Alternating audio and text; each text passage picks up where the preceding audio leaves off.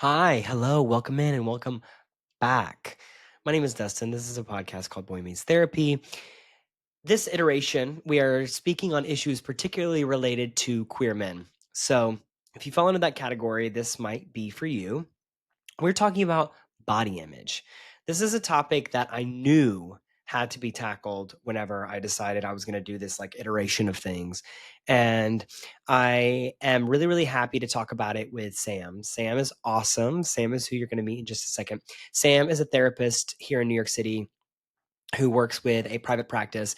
A lot of his clients come in with issues related to body image. He touches on a lot of that stuff. He also did some research when he was in college about body image. So we talk about his research that he did that was actually published, which is really, really awesome. If you're not familiar with that, when your research gets published, it's really, really cool. And it is a really, really interesting and vulnerable emphasis on vulnerable conversation. I brought a lot of myself into this conversation. I just want to say that. Sam was saying some things, and I was like, okay, so a lot of things were coming up for me. So I decided, whatever, I'm just going to go for it. So I hope that in some way is helpful. If not, I invite you to take what you leave and take what you need and leave the rest.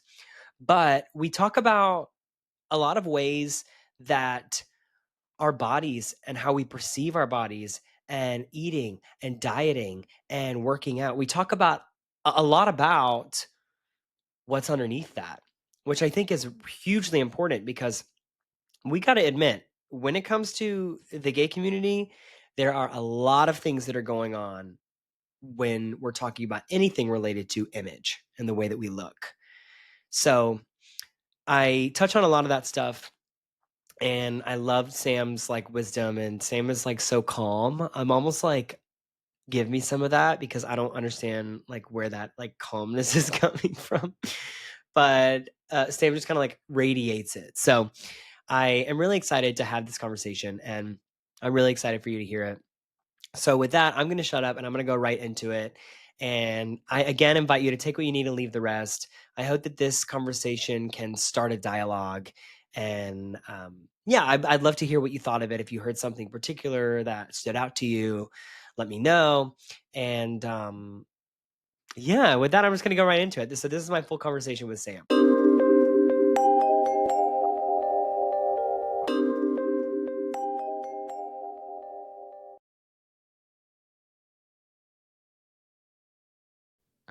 Oh my gosh, I think we're on. Hi, Sam. Hi, Dustin. How are you? I'm so good. You mentioned it when we first got on the call, but we're like totally matching. Yes, we are. And Nice you know to what's funny? I changed too.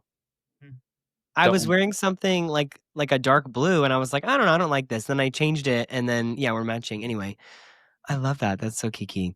it's synchronous. It's synchronous. I'm so happy to talk to you. Like I'm genuinely Mhm. happy to talk to you. And I actually saw you like a couple of weeks ago. You like popped up at a place that I was working at, and I was just like, oh my God, hi. Because there's a lot of like straight people that work there. And then I also was just like, oh my God, thank God there's like another queer person here. I love a sneaky little surprise. Yeah, it's so fun. Yeah, no, it's super fun. So we're gonna talk about some deep stuff All right. that I think I have wanted to talk about, and I've actually gotten like messages about talking about that I've told a couple of people like I'm gonna talk about it. Like we're gonna talk about it. It's okay. And so we're gonna talk about body image in the gay community. Ah, scary. I know it's terrifying. It's actually really scary because I should bring this in. I had a friend of mine who was like, Dustin, you need to stop being so scared to say things. But I feel like I get intimidated because I'm like, oh my God, I'm going to say the wrong thing when it comes to this issue. But I think with this issue, it's like just talking about it is like just start the conversation. Yeah, and that's something that I always talk about with clients too, is that when we're broaching the subject of body image, weight, eating disorders, it's really hard to find the right language that accurately depicts like the way that we feel about our bodies because typically it's such an internal narrative or dialogue that we're having. So when we go to speak out about it, or even whether it's with your therapist or on a podcast, it's really challenging to find the right words that feel right and accurate and correct.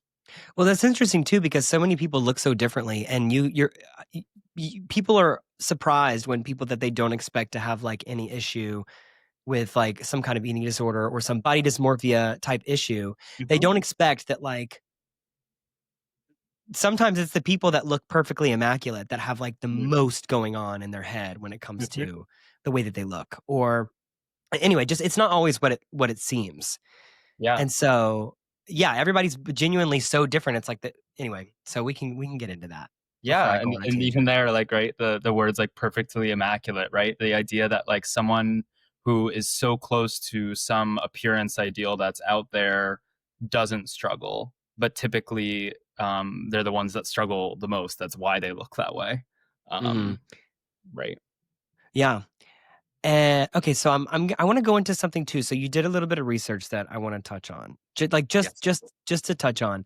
And I did read the research, but for full transparency, like we were originally supposed to record this like 2 months ago, I think, and then there were some like internet issues. Definitely not on my end. It was my end, and so we're back. But I want to touch on some of the research that you talked about, and it includes all these buzzwords that we love so much.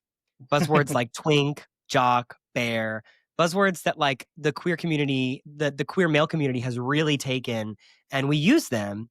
And I don't think they're terrible, but like they're definitely things that we use. So I'm curious about what is some of the research that you looked at involving these kind of like subcategories that we all know so well.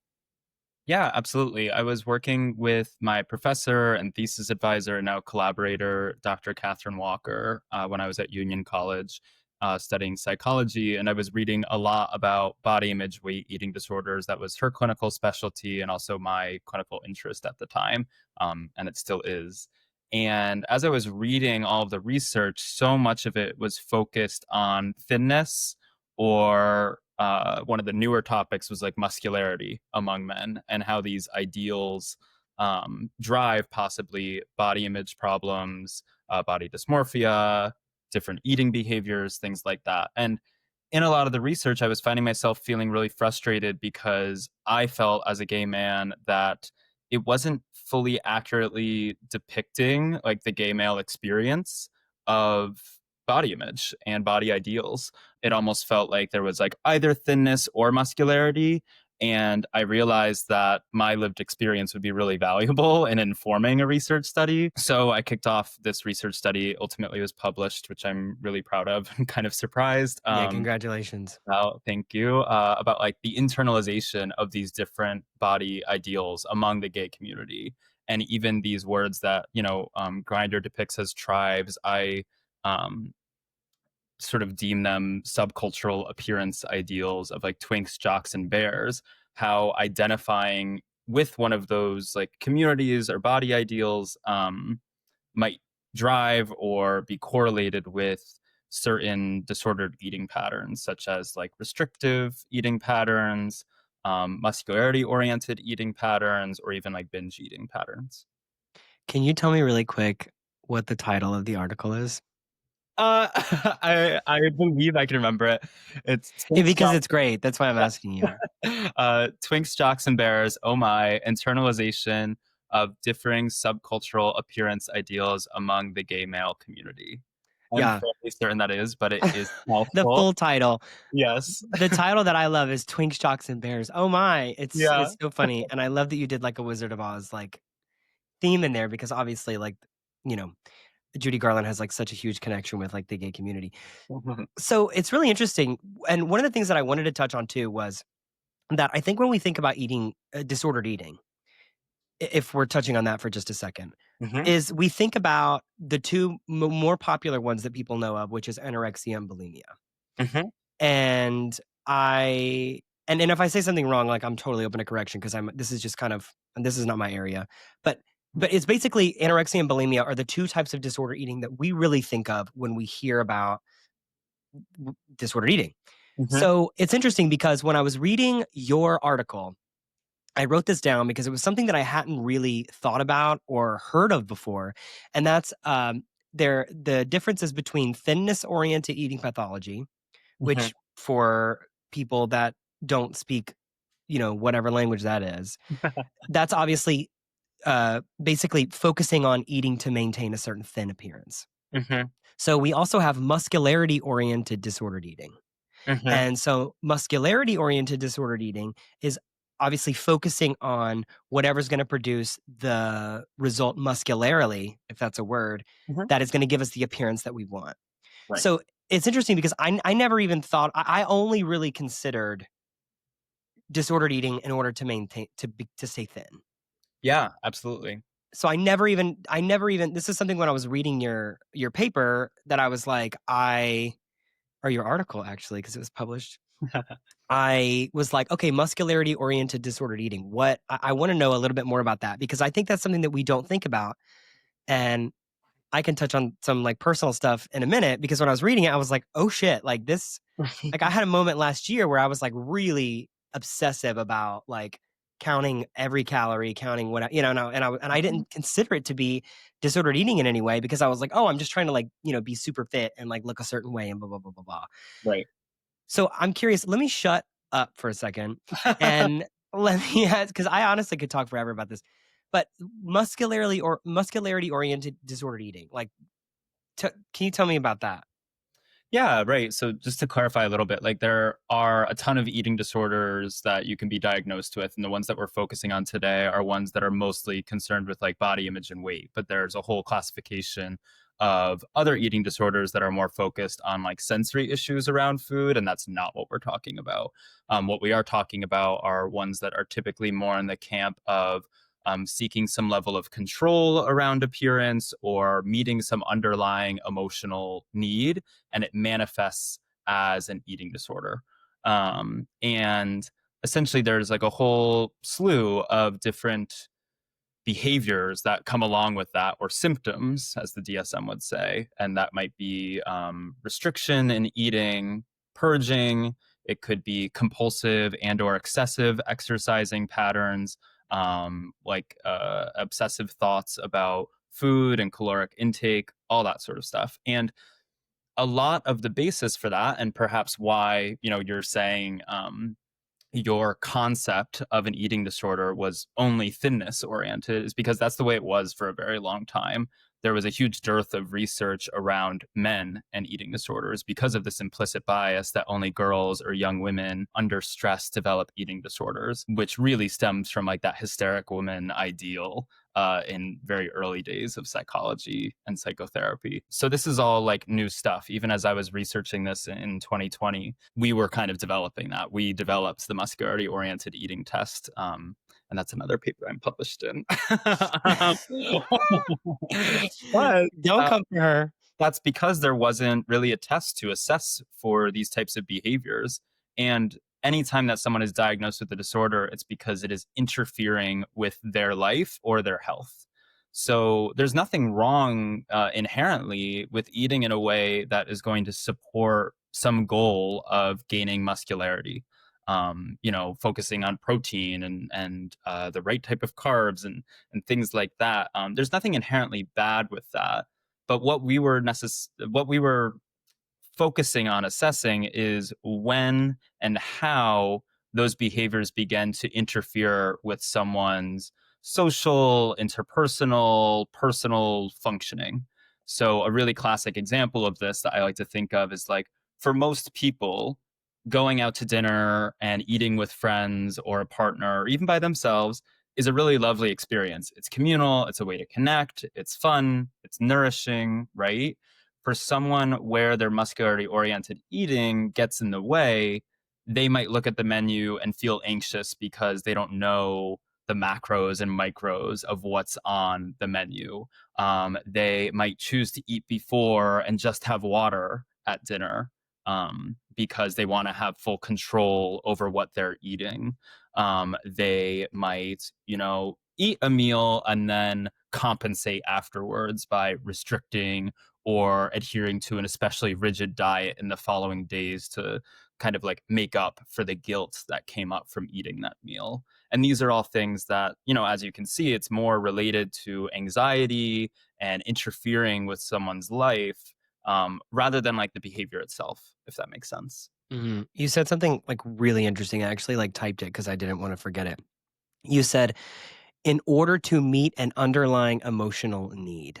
Yeah. So that is very interesting to me. Mm. Can you when I is there anything coming up for you when I just repeat that sentence back? Yeah, I think that's the way that I like to approach working with body image, weight, and eating concerns with clients now. Now that I work clinically and I'm not so much in the research world, of course, this informs that. Um, you know, we can kind of think of an eating disorder as some sort of defense against some more vulnerable underlying emotional need. We can think about, rather than thinking about like, how is this getting in the way of someone's life? We can think about, how is this helping them? Why did this develop in the first place? What does this give them? And typically, we see things like a sense of control.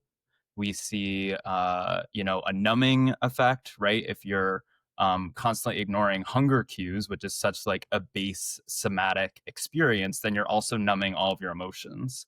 So all of these things are defenses against some deeper feeling that you might be Mhm, having. Um, a way I could think about this is, if a client perhaps is feeling really sad and lonely, and at their most vulnerable state, they're saying, I feel kind of like devastated that I haven't found a partner, or I feel like there isn't emotional intimacy in my life. They might then develop this idea of, well, if only I had the perfect body, then everything would be fine, mhm, right? And then it kind of snowballs into something that's almost bigger than that need and starts to control their life and get in the way of those things, kind of paradoxically. But there's such an attachment to it because um, it's compulsive. It's a way to structure your life. Eating disorders become a huge way of how people identify and understand themselves. And it can be really difficult to challenge that, especially, when you're not nourishing your body, you're not nourishing your brain. So it's much harder to challenge, um, thoughts that facilitate the eating disorder. mhm. I, I'm having a reaction Mm, because I'm having more of a reaction than I thought I would. okay. So, it's interesting you're mentioning things like, um, you're mentioning like, if I have this perfect kind of like body, Hmm. then I will meet I will find the love or whatever attention in some way or whatever that I'm looking for. Hmm. It's interesting, and I'm debating on like how personal to really get with this, but I think it could be like kind of helpful. So I want to go there just a little bit. I Hmm. think when you're discussing this, I'm having a reaction because I those are feelings like very common feelings that I've experienced where it's like if I were just a little bit more this way, or if I were just a little bit more muscular, or if I were just a little bit more like, whatever, Hmm. then my dating life would be so much better. Yeah. Or, the person that I'm attracted to that doesn't want me back would want me. When in Hmm. reality, it's like that person may not be reciprocating those feelings for a million other reasons. It's not because your biceps aren't like a certain, Hmm. because they don't meet a certain circumference or something. Right. And I don't know. I want to prevent myself from like getting in the client chair because that's where I feel like things are going right now. Yeah. But I yeah, can. I'm just having a reaction into hearing and to just connecting so much with what you're saying about like if I looked this way or this muscle was there or whatever, Hmm. then things would be different. Yeah. And Yeah. yeah. And I really want to normalize that, right? Like that's why I did this research. Let's be so real. All research is me search. That's what we're saying. And at the time that I did this research, I look very different now, but I was so focused on meeting that twink ideal. I was Mhm, heavily restrictive. I was doing tons of cardio. I was putting so much effort into like shaving my body and having perfect skin and looking so manicured, in a way that it was taking a toll on my mental mhm, health. And I share that just to like normalize that, mhm, this is something that a lot of people struggle with, even in smaller or big ways. And right, typically the way that I approach these things with clients is I really want them to understand what this part of them that's maybe shaming their body or sounds really critical might actually be trying to do for them. right? There has to be Mm. some positive intention behind it. It's trying to help you feel safe. It's trying to help you feel in control. It's trying to help you feel seen. It's trying to help you feel loved, like all this good stuff. But it's somehow along the way gotten this idea, typically from these outside norms and ideals and messages that we see literally everywhere, that a quote unquote perfect body is the way to do that. Um, and that can feel especially heightened within the gay community because Mhm. some of what you're saying, um, is kind of true, right? There are a lot of fat phobic people in the LGBTQ plus community. Just because are part of that community doesn't mean that we're freed from all biases. And I know you've spoken about this on the podcast before. And it shows up too with fat phobia and how that can be internalized and then become sort of this part of you that's really harsh about your body image or acts in these ways that are disordered. Um, and that's exactly how I like to start to define it and kind of carve it out with clients is that it is a part of you. It's not all of you. And it's an emotional part of you that's trying to help. And we just have to understand it. Mhm. Um, I don't necessarily practice CBTE, which is cognitive behavioral therapy for eating disorders, because for a lot of people that can feel like you're just like challenging something that is really integral to them and integral to the way that they understand things. And of course, I have the luxury of working with clients in outpatient where, their physical health is not necessarily a huge concern. There are other times when CBT is certainly necessary and more rigid treatment is, but I don't work in that sort of sphere of things. Mhm. You said fat phobic, and that is a pot that, like, I think there really needs to be dialogue about that. It's interesting. I have one of my best friends in the world. He over the past 2 years, he lost 150 pounds, Mhm.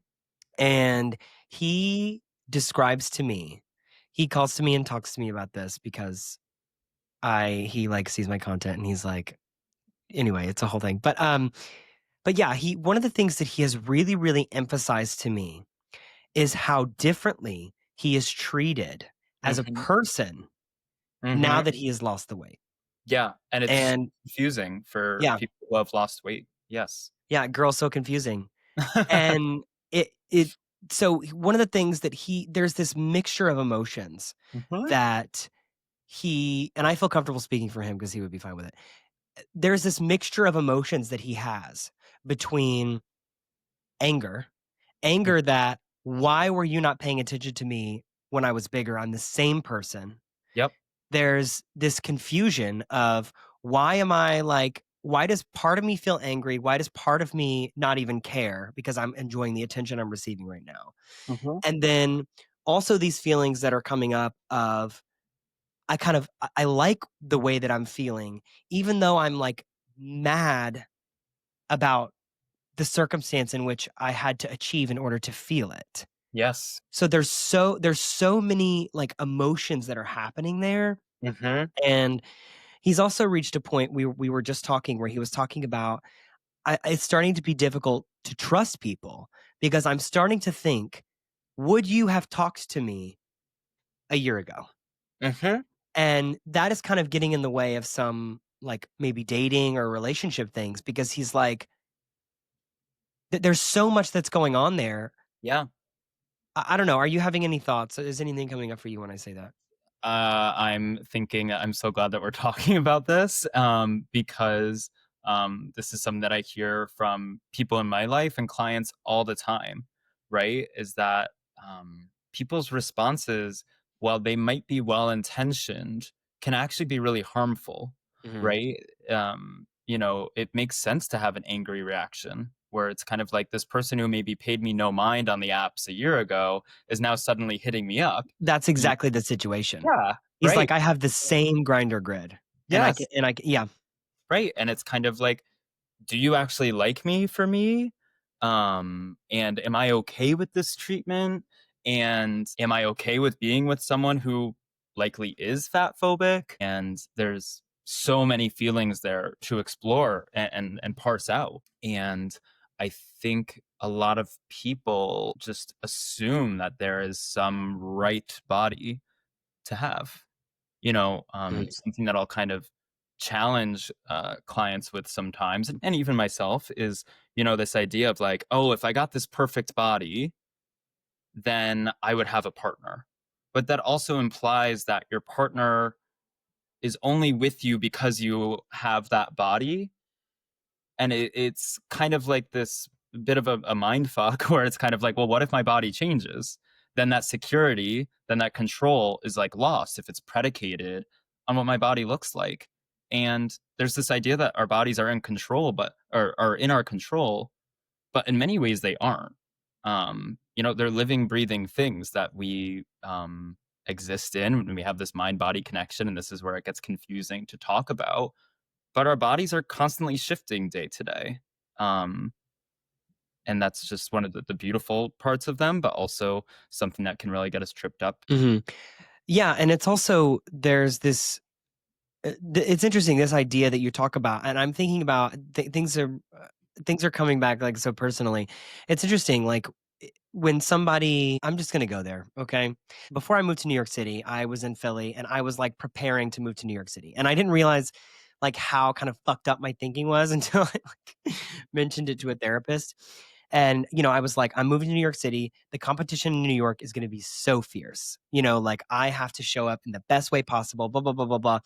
And I was like working out like 5-6 days a week, which is obviously there's nothing wrong with. I was super restrictive with my diet. I was really restrictive with like I kind of similar to what you're talking about. And this is why I cannot not talk about it, because you've said things that I'm like, okay, fuck, like this is like hitting so much. I've like been in a situation where I'm like going to a restaurant and I check the menu and I'm like, this is mostly pizza. I'm gonna like eat whatever before and maybe I'll have like a slice. Like Mm, because I want to make sure that I'm hitting these macros. I want to make sure that I'm hitting these whatever. And this experience that should be like me going out to have my friends and eating a fucking pizza because they're good turns into, something that it's not. And so it's yeah. interesting when because my therapist at the time kind of like I did this for a while before I started working with her. And so yeah, I mean I was basically like, yeah, but I'm just preparing to go to New York. And she was like, Mhm. what do you think's going to happen in, like what do you think is going to meet you there? Do you think that they're going to like stop you at the door if you don't have like the perfect whatever? And ideally, like I don't know, I'm getting really really deep into Yes, some stuff. I'll pick up there. Yeah, but it's challenging because that's when we have to kind of separate out. Okay, there is fat phobia Mhm. that exists, and it's propagated and held up by so many different systems and institutions and communities, and that is a very real thing.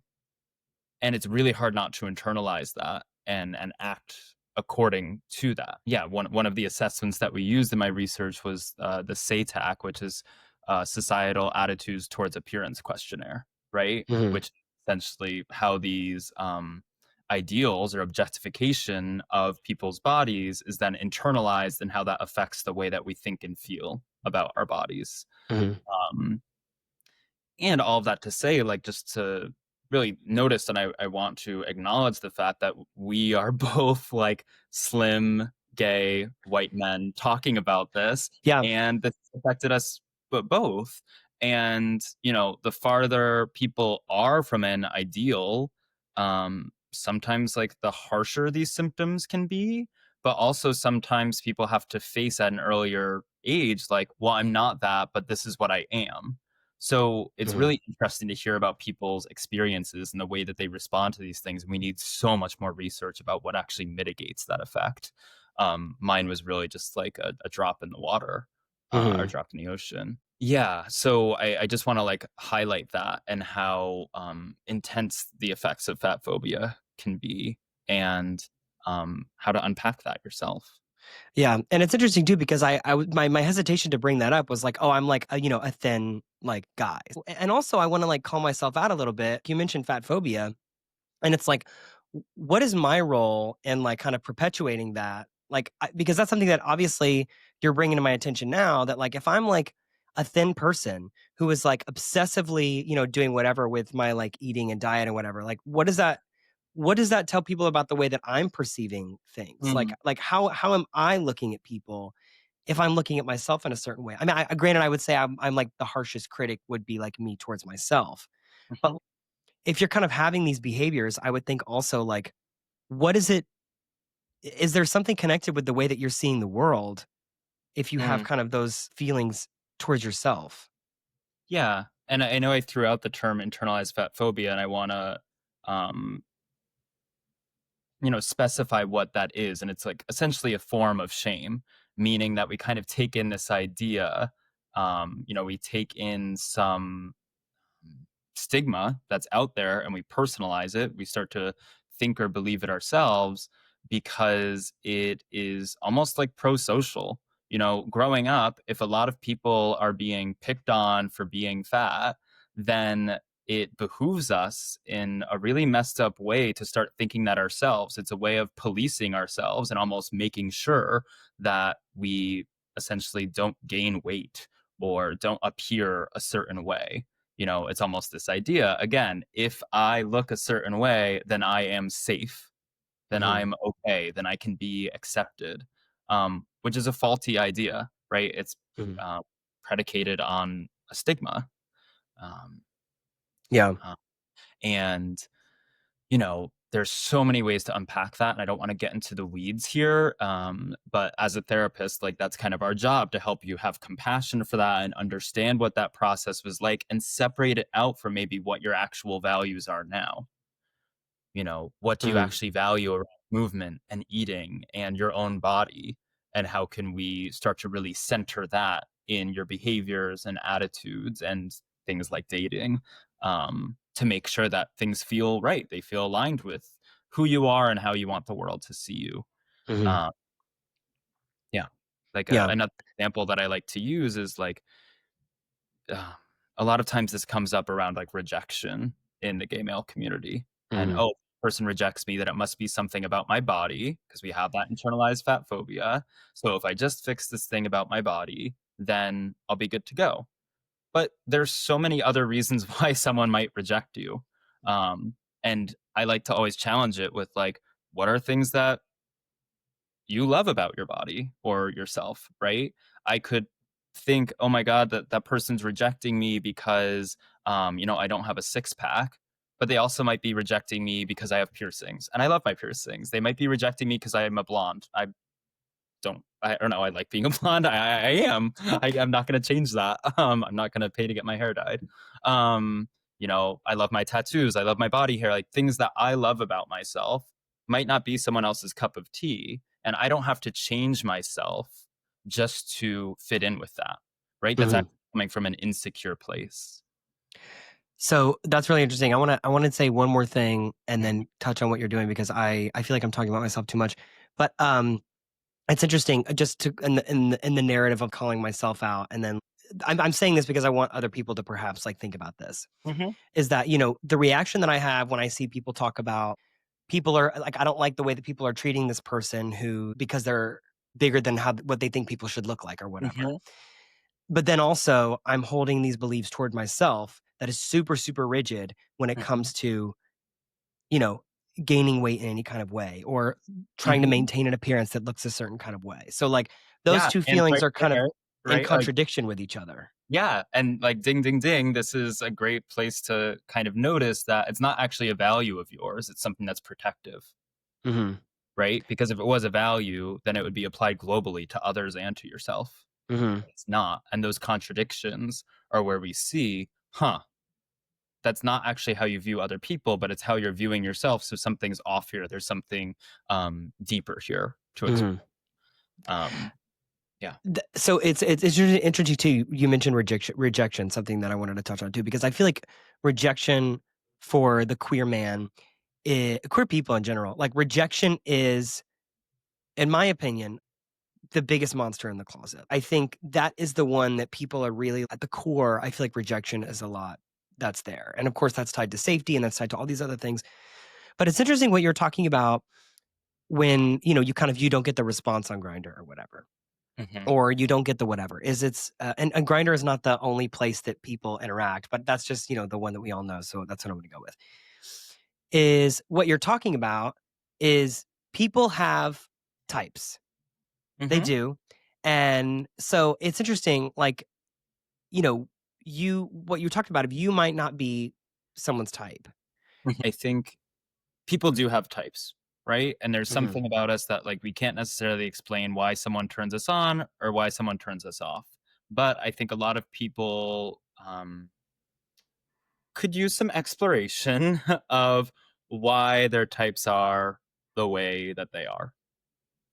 Meaning, again, doing some of that exploration and introspection around, um, why is it that my type is only someone with like who's super muscular or super skinny? Is it truly just because that's the only type of person that I experience sexual arousal with?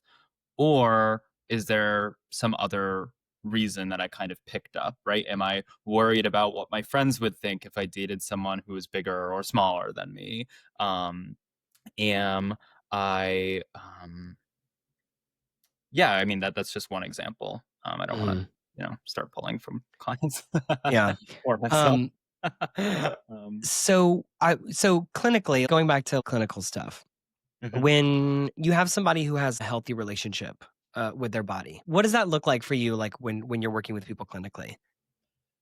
Yeah, I mean, it can look a lot of different ways for different types of people. But essentially, what I'm always checking for is does this make them authentically at their core feel good? Does it bring them joy? Does it bring them excitement? Does it feel like themselves? That is like my number one priority. And is it not interfering in their life?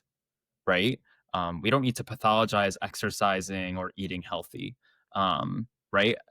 If that's what brings someone joy, then that's great. I love that for them. A lot of times, I think about intuitive eating and movement. Have you ever heard those terms before? Intuitive eating and movement? Yeah. No. So, intuitive eating is a set of principles. I don't know them off the top of my head, but listeners, you can go out and Google. Um, and it's a really great set of principles that acknowledges that food is not just fuel. Food is also pleasure. It's also a way that we emotionally regulate. It's a way that we nourish ourselves, both emotionally and physically. Um, and it really essentially means that you're sitting down and really thinking about and considering what are my needs right now, both emotional and physical, and what would make me feel the best afterwards. So, a really great example of this that I think about a lot as a therapist who practices intuitive eating is okay, if I'm going into a long day of sessions, right? I'm going to be sitting all day. So, me eating something heavier, something that's like really creamy and grounding and like full of Mm, carbs and pasta, probably not in my best interest. I'm going to be really sleepy when I need to be awake and listening. So maybe I'll eat something lighter and more airy and like a nice big salad. That will probably help me feel more energized throughout the day.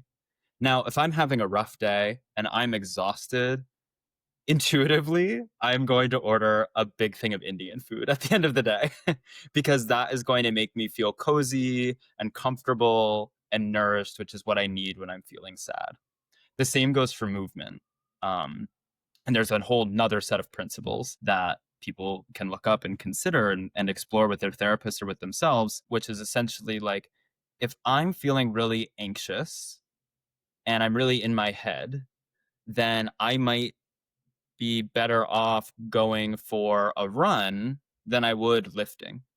If I'm feeling really angry and frustrated, then I know that lifting is going to meet that emotional need.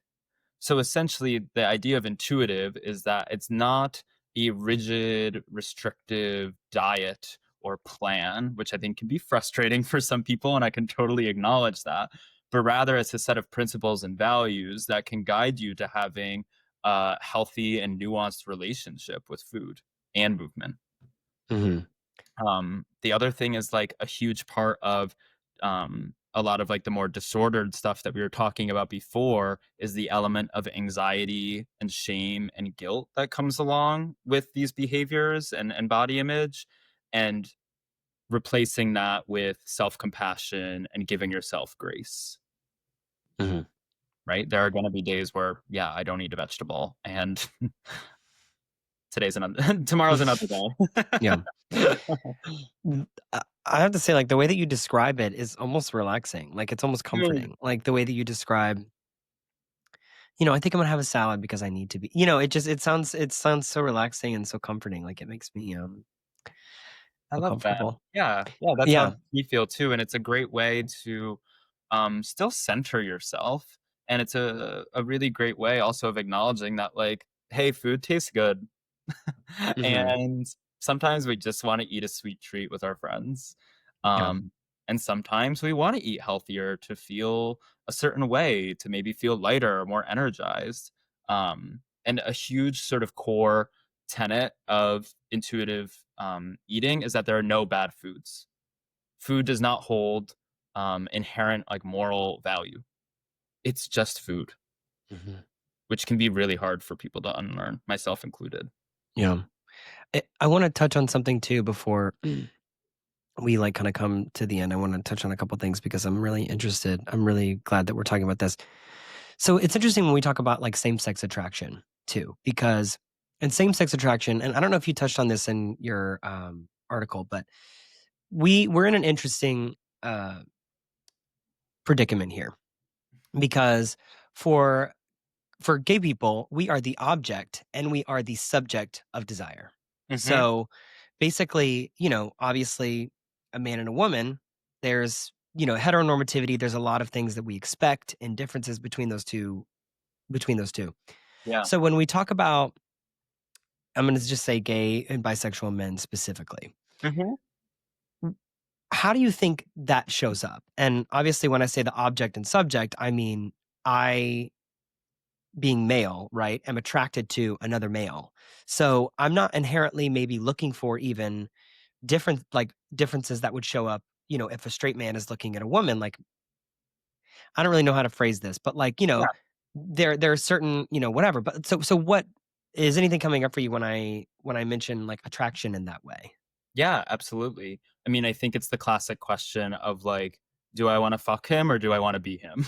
Mhm. And I think there's also this really, when I look at it from a more therapist lens, is again, I'm going to say the word again, like shame, right? This idea of like, I'm not good enough. And the way that that shows up a lot of times in thinking patterns is like comparing yourself to others and then landing in this place of despair and shaming yourself, and that's so easy to do for queer men, especially when they're experiencing same-sex attraction or something in that direction, is oh, this person that I'm attracted to, I look different than them, now what does that mean about me, Mhm. rather than just focusing on the fact that, hey, I'm attracted to this person, if they're attracted to me, great. Mhm. Right? There's like again that underlying emotional aspect here that's being played out in this interpersonal dynamic. Mhm. And this might be like a more like personal question because this is whatever. Like I'm just wondering dating, and when I say personal, I don't mean your personal life. I mean like your personal opinion. um, so because I was thinking about this, I thought of this question: dating within your own gender identity. Like, what do you think that has any impact on the way that we see our own bodies, as opposed to, when I think of like straight people, right? Like there are expected differences, but if we have two men, for example, Hmm. do you think that yeah, that because I'm dating within my own gender identity, that there are going to be changes in the way that I view myself. Yeah, I think that's a great question, and I'm not sure um, how to answer that. I think my initial thoughts are, you know, um, for a. Sorry, can you repeat the question? Yeah, so basically just does dating within your own gender identity change how you see your own body? Ah, If I'm yeah, yeah. attracted to a guy with, big biceps, or if I'm attracted to a guy with like, and this is not me necessarily explaining it for you, but just like in general, like if I'm attracted to men who are, have dark hair and I like Mhm. brown eyes and, this things are subjective, but like, if I really like a guy with thick thighs, like, I don't know. Do you think that has any impact on the way that I'm thinking about myself? I think it can, yeah. I mean, Mhm. again, I think it's such a case by case basis, but my initial thoughts when I'm trying to like um find some like broader thing to say about this is whose gaze we are showing up for. Mhm. And in straight relationships, right, it might be like the quote unquote like opposite genders gaze, right? Mhm. So a woman might dress for like the male gaze, Right. whereas we are men also dressing for or trying to match our appearance for the male gaze. So it can be both external and internal, and the pressure can feel that much higher, I think, Mhm. right? That sense of security in oneself might be harder to build, but that doesn't mean it's impossible by any means. Mhm. Yeah. It was interesting something that I was thinking about of because I think we see I mean, just in couples in general, like we see people that there's this whole stereotype of like, the brother boyfriends, Twin boy. like Yes. they're like, "Are you brothers or are you together?" Yeah. But then there's also obviously a lot of diversity in queer relationships, which is Hmm. like these two people look, like completely different from each other or whatever. You Right. know, I don't know. I think about it's interesting. Like I think about the guys that I've dated before, and I'm like, I dated one of my exes. Like I don't want to say who, but like had a really really nice like chest, Hmm. and for some reason that made me start thinking about like my own chest. Mm. And then I remember I dated this one guy with this is a little bit of vulnerability with this like perfect fucking hairline. Perfect fucking hairline, kind of like yours. And anyway, from this angle it looks good. But I remember dating him and I'm like, "Wait a minute." Like I felt like my hairline was like not mine's kind of covered by like the way that I style it, but I remember like feeling this kind of reaction to it. And it's also kind of what you talked about before is it's like, do I want to fuck this person or do I want to be this person? Mm. And it's like those lines, I don't know, maybe I'm like going down like a weird path with this. Yeah, and it can be both of those things. Yeah. And I also think that, if I were looking at this clinically, sorry, Yeah, please. is what's actually coming up for you there, right? It's clearly, maybe not clearly, but perhaps it's bringing up one of your own insecurities that you're kind of projecting onto a partner or an Mhm. other, right? And it's kind of this question of like, well, if I'm in this relationship with this person and they have a nice chest or a perfect hairline, then um, and I don't see myself as having those things, then what does that mean? Are we okay? Am I going to be abandoned? Is he going to leave me for someone who has? Okay, I'll stop. Girl, no, you can keep going. No, I love it. The day of sessions, yeah. No, call me on my shit. Yeah, no, you're so right. And this is not the first time someone has like called me on or done something like that like when we're talking. I definitely don't mind. Yeah, no, you're right. It's like, okay, well why are you highlighting that specific thing? Like what's coming up for you that you noticed?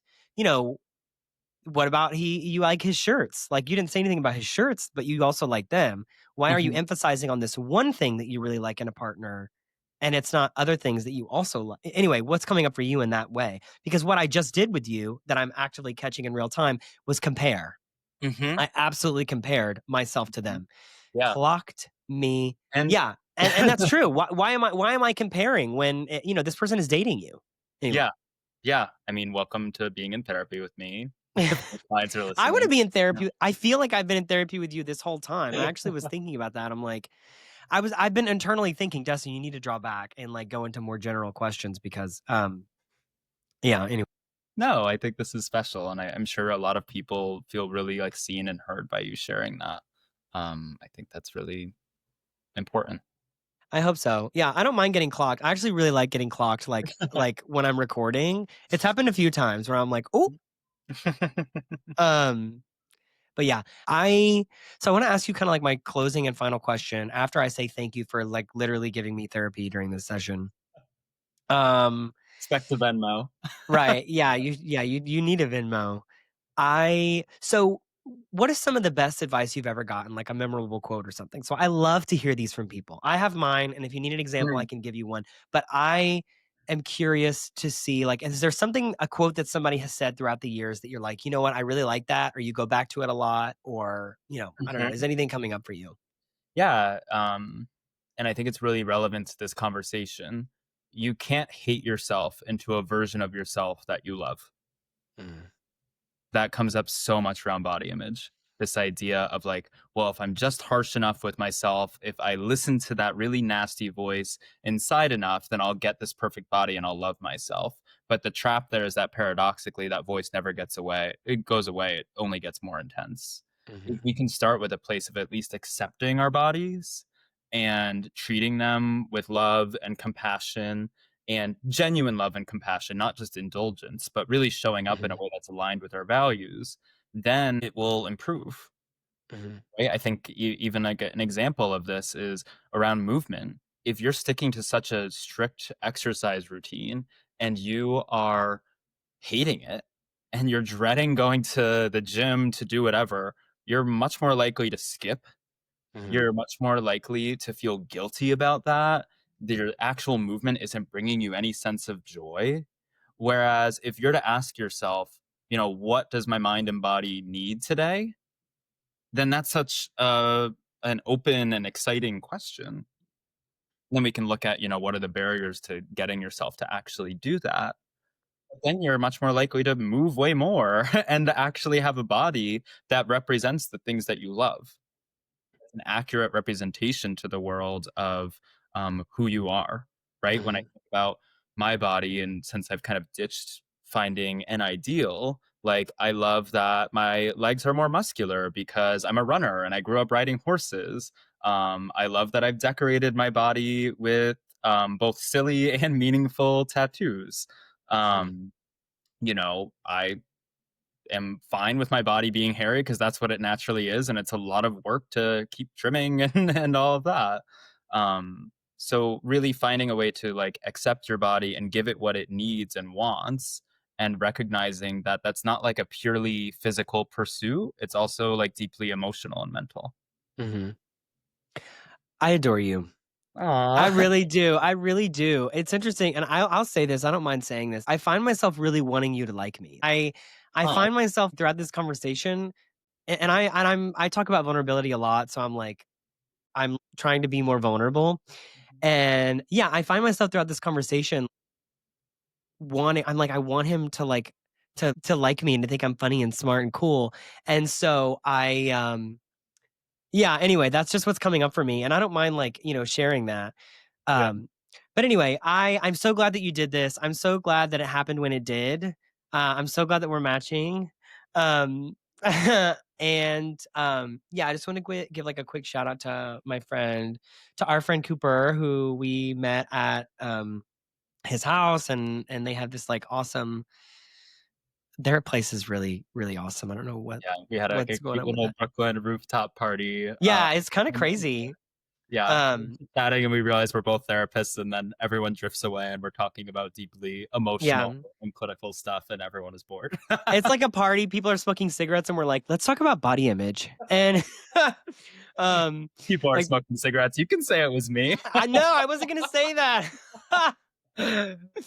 Um, no, no, no, yeah, it's interesting, like, there's, like, a girl wasted, like, next to me, and I'm like, "Yeah, but what about internalized homophobia?" Anyway, yeah, so thank you so much for coming on. I'm really, really glad to talk to you, and I hope that we see more from you in the future. I'm gonna link some stuff too because you are in clinical practice. What's the agency that you're working for? I work for My Therapy NYC. We're Mhm. located in FIDI, and we have such a great collection of therapists from all different kinds of backgrounds. And we offer individual, couples, and group therapy. Thank you so much. I'll link all that below. Thank you for coming on, Sam. Thank you so much.